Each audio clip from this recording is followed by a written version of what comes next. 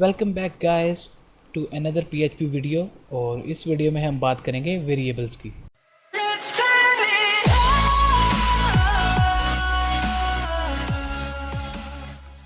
अगर आपने इससे पहले किसी भी लैंग्वेज में प्रोग्रामिंग की है या अगर आपने प्रोग्रामिंग नहीं भी की, आपने मैथमेटिक्स तो पढ़ी ही होगी, तो हम हमेशा मैथ्स में या प्रोग्रामिंग्स में वेरिएबल्स का नाम अक्सर सुनते हैं।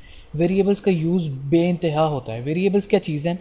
वेरिएबल एक ऐसी स्टोरेज है जिसके अंदर हम कुछ खास वैल्यूज़ को, कुछ सर्टेन चीज़ों को स्टोर कर सकते हैं और बाद में उन्हें एक्सेस कर सकते हैं डिफरेंट जगहों पर।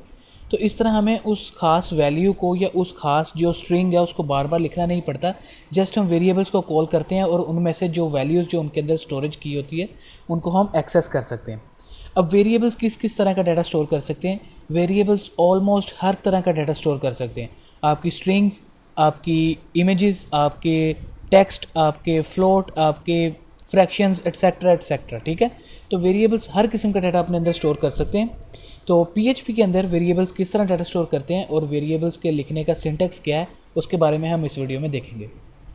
ओके, तो देखते हैं कि हम PHP के अंदर वेरिएबल्स को किस तरह डिक्लेयर करते हैं और वेरिएबल्स में वैल्यू स्टोर करने के बाद उन वेरिएबल्स को किस तरह एक्सेस कर सकते हैं। आपने हमेशा एक चीज़ याद रखनी है कि जब भी कभी आपने कोई भी वेरिएबल डिक्लेयर करना है या वेरिएबल को यूज़ करना है, कहीं भी एक्सेस करना है, तो आपने डॉलर साइन को नहीं भूलना। डॉलर साइन बहुत इंपॉर्टेंट है PHP के अंदर। कभी भी हमेशा वेरिएबल्स को एक्सेस करने के लिए या वेरिएबल्स को डिक्लेयर करने के लिए आपने डॉलर साइन को यूज़ करना है। अगर आप डॉलर साइन यूज़ नहीं करेंगे तो वो आपको एरर देगा और कभी भी वेरिएबल को एक्सेस नहीं करने देगा। ओके, तो PHP में वेरिएबल डिक्लेयर करने के लिए सबसे पहले आपने लिखना है डॉलर साइन। ठीक है, डॉलर साइन लिखने के बाद आपने वेरिएबल का नेम लिखना है। PHP के अंदर आप वेरिएबल की डाटा टाइप डिक्लेयर नहीं करते कि वेरिएबल किस तरह का है, कौन सी डाटा टाइप है। तो आपने जस्ट वेरिएबल डिक्लेयर करने के लिए डॉलर साइन और उसके आगे वेरिएबल का नेम, आपको डाटा टाइप लिखने की कोई ज़रूरत नहीं है। तो यहाँ पर हम वेरिएबल डिक्लेयर करते हैं ए, सिंपल, आप कुछ भी नाम रख सकते हैं।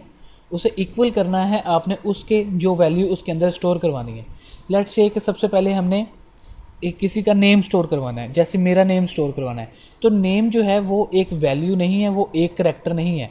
नेम जो है वो एक करैक्टर्स की स्ट्रिंग है। ठीक है, तो स्ट्रिंग को सेव करने का तरीका हमेशा अक्सर ऑलमोस्ट सभी लैंग्वेजेस में इस तरह है कि आपने डबल कोटेशंस के अंदर उस स्ट्रिंग को लिखना है तो वो उस वेरिएबल में सेव हो जाएगी।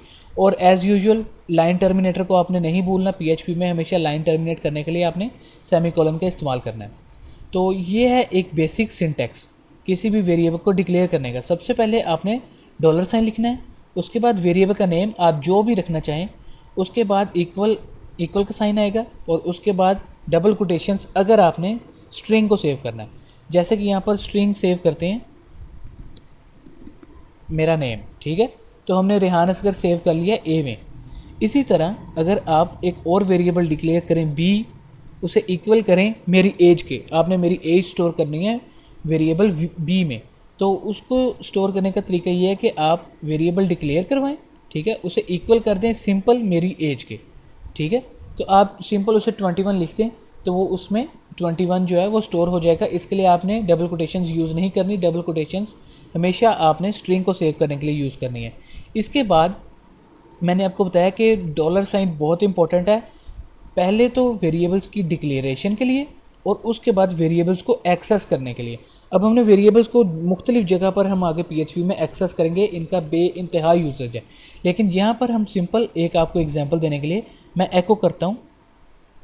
एको में आप उसी तरह करेंगे, एको में हम स्ट्रिंग को एको करते हैं ना, लेकिन यहाँ पर हमने क्योंकि वेरिएबल को एको करना है तो आप इस स्ट्रिंग को रिमूव करें, जस्ट वर्ड लिखें एको और उसके आगे वेरिएबल को कॉल कर दें। जैसे कि ए को मैंने कॉल कर दिया। अब आप देखें कि ए को कॉल करने के लिए भी मैंने जस्ट ए नहीं लिखा बल्कि उसके साथ डॉलर साइन भी लिखा है। तो इस तरह आप जो अपना वेरिएबल है उसे कॉल कर सकते हैं ए। उसके बाद मैंने नेक्स्ट लाइन में एको किया है डॉलर साइन बी को। सो हमने अपने दोनों वेरिएबल्स को कॉल कर लिया यहाँ पर। अब इसे सेव करें, अपने ब्राउज़र में रिफ़्रेश करें तो आप देख सकते हैं कि हमारे पास दोनों जो वेरिएबल्स हैं उनके अंदर जो वैल्यूज़ हमने स्टोर की थी, पहले में स्ट्रिंग स्टोर की थी रेहान असगर और दूसरे में हमने जो एक नंबर स्टोर किया था 21। तो वो उसने यहाँ पर हमें शो करवा दिया है। इस तरह हम अपने जो वेरिएबल्स हैं उनको डिक्लेयर कर सकते हैं, उनके अंदर वैल्यूज़ को स्टोर कर सकते हैं, ठीक है, और उन्हें दोबारा कहीं भी अपने प्रोग्राम में यूज़ कर सकते हैं, कॉल कर सकते हैं। लेकिन जो मेन इंपॉर्टेंट चीज़ है, मैंने आपको कहा है कि वो आपने याद रखना है कि आपने डॉलर साइन को कभी भी नहीं भूलना। जैसे कि फॉर एग्जांपल यहाँ पर मैं डॉलर साइन को नहीं लिख रहा, जस्ट मैंने एको किया है बी को। तो इसे मैं अगर रिफ़्रेश करूँ तो यहाँ पर हमारे पास जो पहला वेरिएबल है वो कॉल हो चुका है, उसमें से जो वैल्यू पड़ी थी उसने फैच कर ली है, ठीक है, उसे प्रिंट करवा दिया है जो कि मेरा नेम था। दूसरे वेरिएबल में वो ये कह रहा है use of undefined constant B, कि कांस्टेंट बी जो है ये अनडिफाइंड है, ये एज्यूम किया गया है बी को लाइन 7 में। तो उसने जस्ट बी को as it is B print कर दिया है, लेकिन उसने साथ एरर भी दे दिया है कि ये अनडिफाइंड कांस्टेंट है, इसको हमने डिफ़ाइन नहीं किया। हालांकि उसको ये लग रहा है कि ये कांस्टेंट है, लेकिन हमने तो इसे वेरिएबल डिक्लेयर करवाया था। तो उसे वेरिएबल क्यों नहीं पता चला कि ये वेरिएबल है? क्योंकि हमने डॉलर साइन मिस कर दिया। डॉलर साइन आप लिखें साथ और उसे रिफ़्रेश करें तो आपका एरर रिमूव हो जाएगा। तो इस तरह आप अपने PHP के कोड में वेरिएबल्स को डिक्लेयर कर सकते हैं और उन्हें कॉल कर सकते हैं अपने प्रोग्राम में कहीं भी।